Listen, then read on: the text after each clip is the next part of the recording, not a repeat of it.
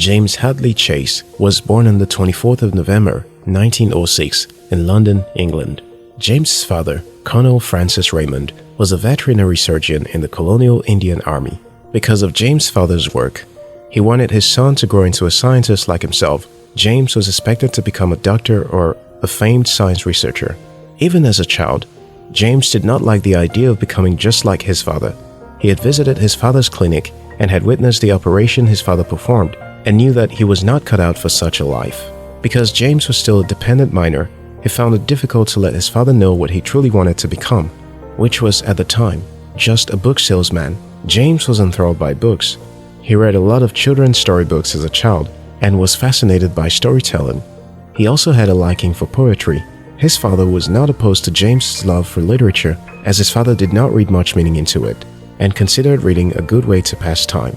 James's love for literature grew as he grew. His father educated him at King's School, Rochester, a reputable school at the time, known for raising new generations of scientists. James loved school and did well at most of his subjects, but he feared that a lifetime as a scientist or a doctor, like his father, wasn't for him. James was, like most avid readers, given to daydreaming. As a boy, he spent a tremendous amount of time daydreaming, building up worlds and inhabiting these worlds. The year he completed his secondary education, James decided not to leave on his father's terms, but on his own. He left home and traveled to Switzerland with the love of his life. There, they got married and lived a secluded life in Coursier-sur-Vevey. James got a job as a salesman, where he sold children's books, and although the job wasn't very lucrative, James felt contented, because at last he was doing what he loved doing, and surrounded by books which he had inextricably intertwined with. He worked in the bookshop for a while before he got another job in the employ of a book wholesaler. While working at the wholesale shop, James discovered that he was not just enthralled by books, but also by the prospect of writing one. James began to write initial drafts of his novels. No one but his wife knew or cared about what he wrote, but James had decided long ago to live his life to satisfy himself and his personal ambitions. So he never cared that no one was reading him. Instead, he held on to his career choice and sold the books of other authors while writing his own. Eventually, James began to publish the stories he wrote. It took a long time for his books to catch on, that with the interference of the World War and the limited access to advertising firms at the time. But James hung in there, steadfastly making art, writing his stories, and publishing them. After some years, James' writing began to gain traction all over the world.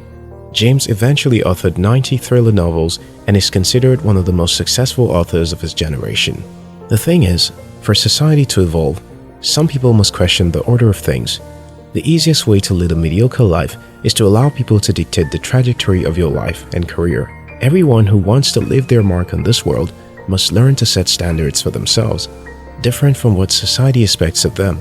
Rick Warren said, "People who accomplish big things in life must face naysayers who try to discourage them. Society is full of people who try to stop us from dreaming. We must learn not to let them get under our skin." John Burroughs said, "A man can get discouraged many times, but he is not a failure until he stops trying." The key to success is never allowing discouragement to get to you. Winston Churchill said, "Society will try to pull you down. Don't let them." James Hadley Chase did not allow his father or society to decide what his life would become. He lived on his own terms, doing what he loved, and there is a saying that when you do what you love best, you won't spend a day working in your life. We can become successful by doing what others want us to do, but greatness comes when one follows their dreams.